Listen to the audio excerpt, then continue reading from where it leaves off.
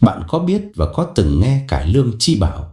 Nếu như cô Lựu ngày xưa được mình thương yêu, mình quý trọng, thì Lựu bây giờ chỉ đang để cho mình trách mắng rẻ kinh. Đôi với con nó đã mặc tình theo tung chim tâm ca. Đối với chồng vì nó cài giá, cho nên nó mới nghẹn lời.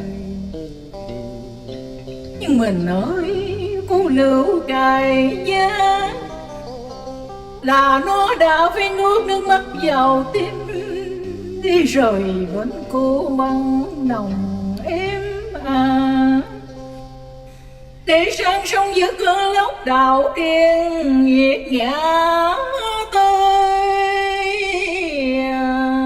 bơi. Kính chào quý khán giả yêu mến nghệ thuật cải lương. Hôm nay, kênh Hodovi Cổ Nhạc xin trân trọng giới thiệu đến quý vị một tượng đài sống của sân khấu cải lương Việt Nam, nghệ sĩ nhân dân Bạch Tuyết. Bà không chỉ là một nghệ sĩ tài sắc vẹn toàn, mà còn là người đầu tiên đưa cải lương bước vào giảng đường đại học với học vị tiến sĩ nghệ thuật học. Một hành trình hiếm có, đầy cảm hứng và đáng ngưỡng mộ.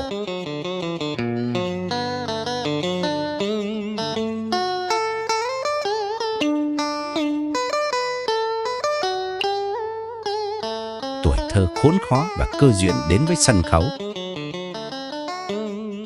Bạch Tuyết tên thật là Nguyễn Thị Bạch Tuyết, sinh ngày 24 tháng 12 năm 1945 tại Khánh An, An Phú, An Giang.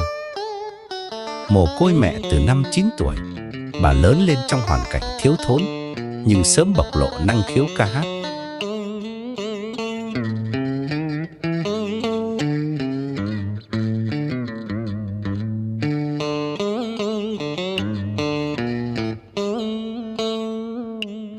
Khi còn đi học, bà thường được thầy cô mời biểu diễn trong các đêm văn nghệ với giọng ca trong trẻo và phong cách biểu diễn tự nhiên.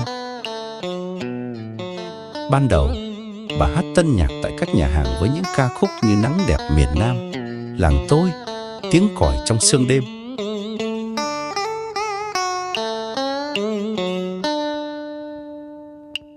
Nhưng một cuộc gặp gỡ định mệnh với nghệ sĩ ưu tú Thanh Nga, người đã nhận xét rằng bà có khiếu hát cải lương, đã mở ra cánh cửa đưa Bạch Tuyết đến với sân khấu cải lương.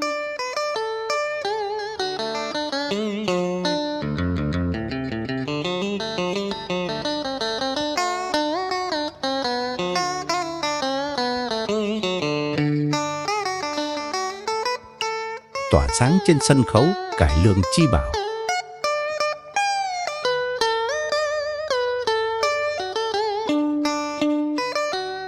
Năm 1960, Bạch Tuyết chính thức bước vào con đường cải lương chuyên nghiệp. Chỉ một năm sau, bà đoạt giải Thanh Tâm Triển Vọng năm 1961. Và đến năm 1965, bà giành giải Thanh Tâm xuất sắc, một trong những giải thưởng danh giá nhất thời bấy giờ.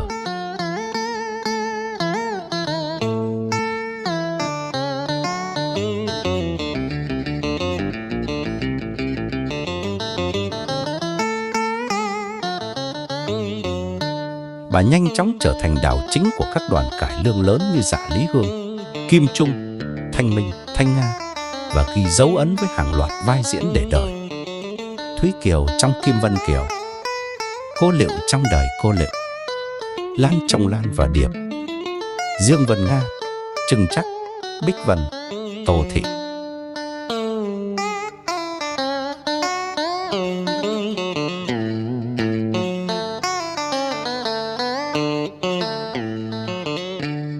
Giọng ca của Bạch Tuyết được ví như pha lê ngân vang, vừa ngọt ngào, vừa sắc sảo, kết hợp với lối diễn xuất tinh tế, đầy chiều sâu. Bà được mệnh danh là cải lương chi bảo, báu vật của sân khấu cải lương Việt Nam.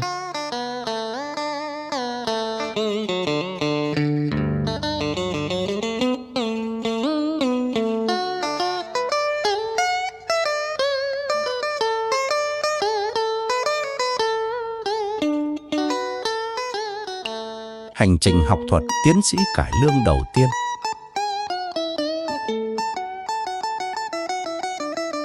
không chỉ dừng lại ở sân khấu, Bạch Tuyết còn là người tiên phong đưa cải lương vào học thuật.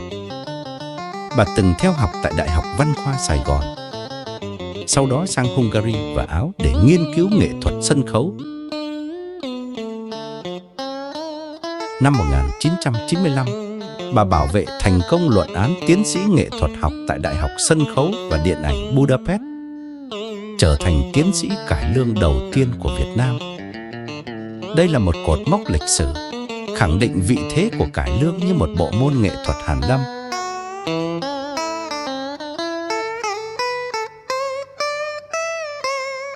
Đổi mới và truyền cảm hứng.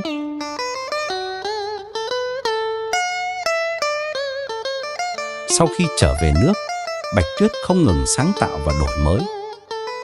Bà kết hợp cải lương với các thể loại hiện đại như rap, nhạc điện tử, đưa cải lương đến gần hơn với giới trẻ. Những tác phẩm như Truyện Kiều với rap, Lục Vân Tiên thời A Còng đã gây tiếng vang lớn và tạo nên làn sóng mới trong giới mộ điệu.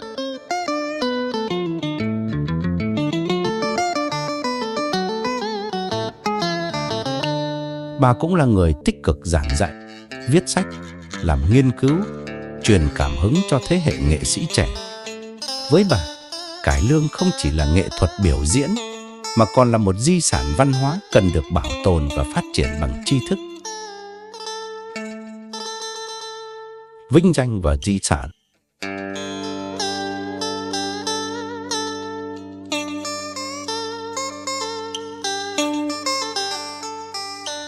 Với những đóng góp to lớn, Bạch Tuyết được nhà nước phong tặng danh hiệu nghệ sĩ ưu tú năm 1988 và nghệ sĩ nhân dân năm 2011. Bà còn là tác giả của nhiều tập sách, tập nhạc như Bay qua đỉnh mặt trời, Trăm năm nỗi niềm.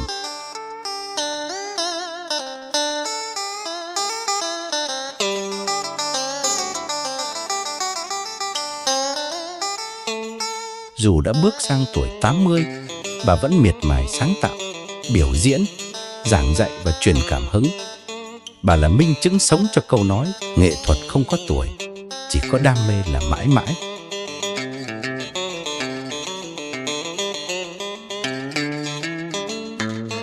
Một đời vì cải lương. Nghệ sĩ nhân dân Bạch Tuyết là hiện thân của một nghệ sĩ trọn vẹn tài năng, trí tuệ, đam mê và tận tụy.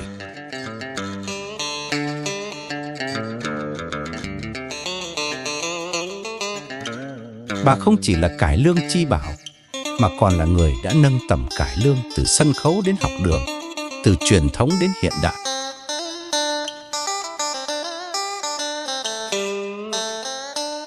Xin cúi đầu tri ân người nghệ sĩ lớn, nghệ sĩ nhân dân Bạch Tuyết, người đã và đang viết tiếp bản trường ca rực rỡ của cải lương Việt Nam.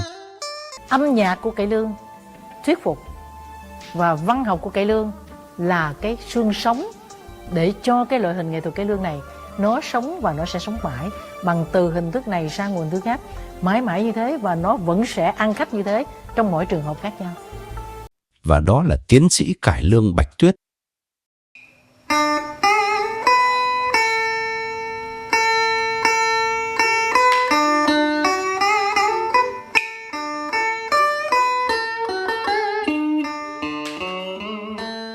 Nếu bạn yêu những thanh âm vọng cổ da diết, những khúc nhạc mang hồn dân tộc, hãy đăng ký kênh Hodovi Cổ Nhạc Phương Nam để cùng chúng tôi gìn giữ và lan tỏa giá trị tinh hoa cổ nhạc Việt. Một lượt đăng ký, một lời đồng vọng cùng những giai điệu bất hủ còn mãi với thời gian.